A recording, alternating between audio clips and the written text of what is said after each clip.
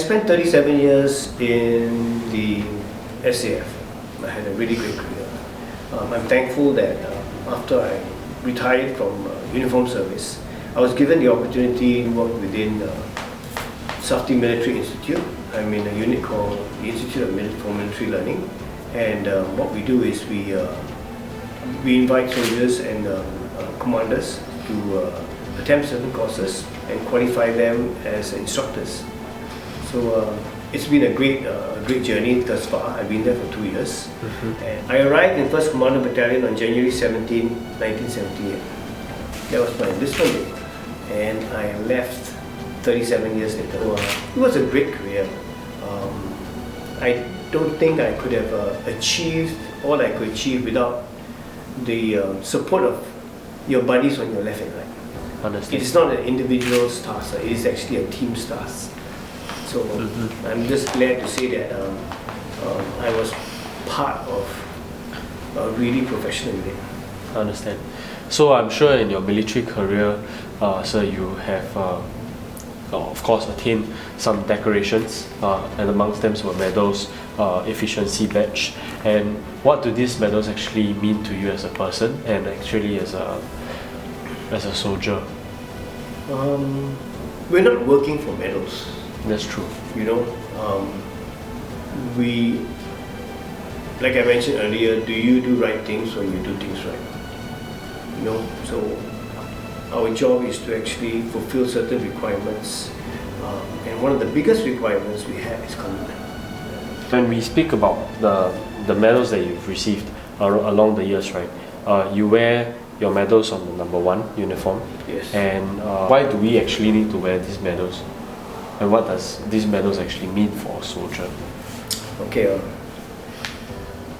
Discipline bearing is, you can't take it out. You can't take it out of soldiering. Yes. It's a very heavy responsibility, because when a person looks at you, the way your behavior is, he will conclude who you are as a person and as a soldier. If you look at a soldier and the way he's dressed, his neatness of dress, you really can see whether he is a disciplined soldier or he just he has some issues that he needs to adjust. Okay, so you can see that quality of soldier just in your dress. Discipline is part of that. You learn your discipline from simple things. The way you maintain your boots, which is all keep it properly. The way you have your hair trimmed and prepared. Whether you shaved. These are very basic things in life. But in soldiering, it means and describes who you are immediately. Because sometimes you might have only one glance at a person, and you conclude who he is by that few second glance that you have. So, especially soldiers, you'll find that the neatness in dress is something very important. Okay, it describes you.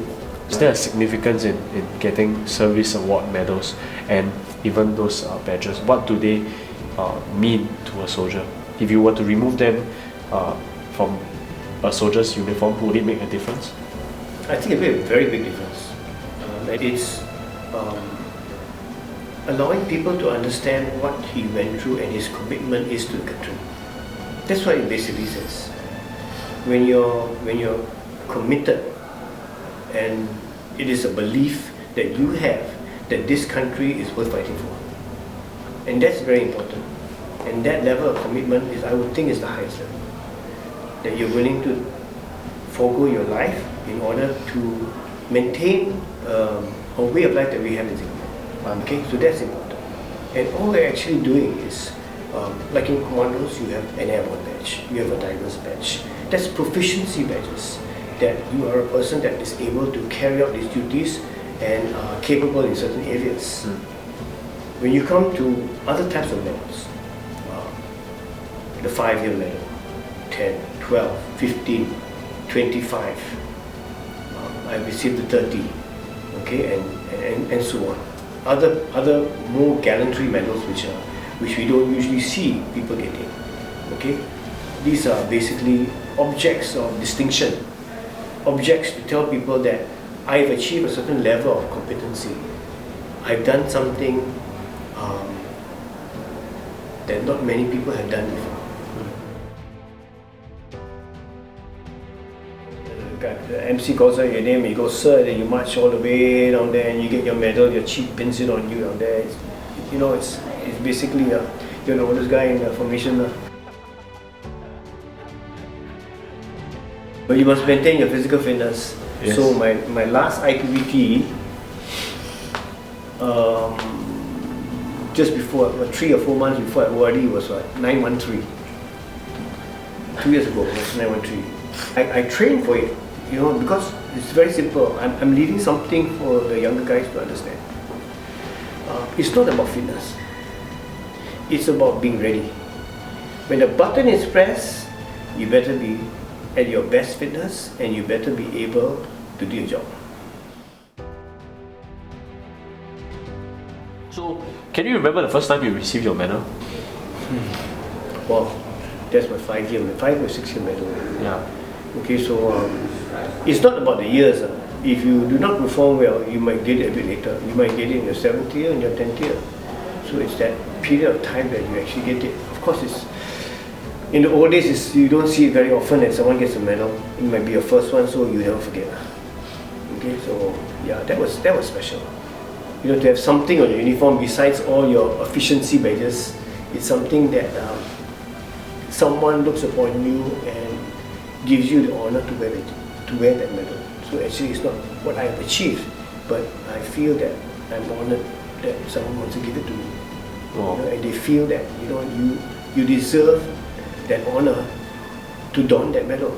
Mm-hmm. So you must look at it from two perspectives always. Not as, I deserve this. It's not about that.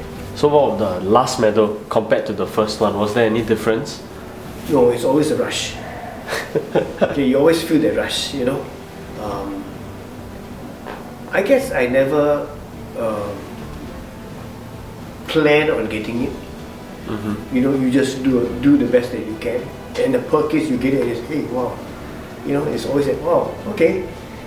I'm not going to go screaming and shouting around the place, but there's not many people who can stay as long as that and get a 30 or 35 year medal. So it's something nice. So that was the last. Yeah. Which was the most recent medal that you have received? That was the last year of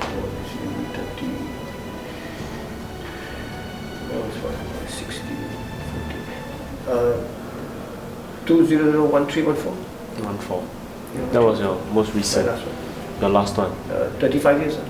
Then Okay. by 30. Oh, you got the 35 years medal, Yeah. sir. So 37 I retired. Mm-hmm. That was good. But you must always remember, whatever I have achieved, I always must look at my wife. Because the times that I'm away, overseas all the time, who takes care of the 4 kids? And my wife has never called me when I was overseas all these years. Whatever it is, she'll handle it. What she tells me, take care of the boys, train well, be safe. That's all. Oh, Nothing else. Never complain. supportive wife. I'm telling you, not easy to find a wife like that. I'm telling you. Could you just give 3 words that best describes the significance of receiving this medal?